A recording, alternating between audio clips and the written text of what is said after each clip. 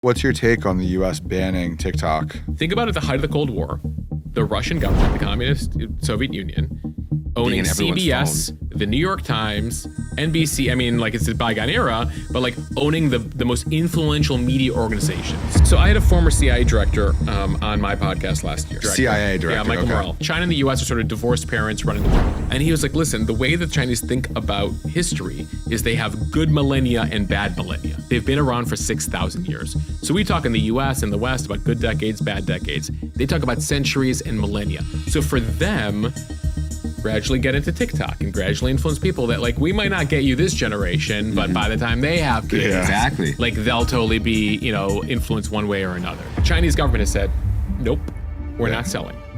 Even with $100 billion valuation or whatever they determined for TikTok. Plus, the algorithm is a secret sauce. Right. So there's a lot of talk like, do we sell it without the algorithm?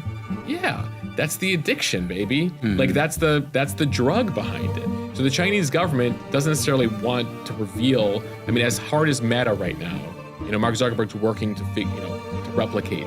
It's just not as good. Yeah. And they're gradually getting there. I mean, I feel like Instagram Reels is probably much better than it was a year ago. But at the end of the day, does China want to reveal the secret sauce to the world? Yeah. And officially, they say no. I think something to watch. There's multiple lawsuits. TikTok's filed a lawsuit. Influence.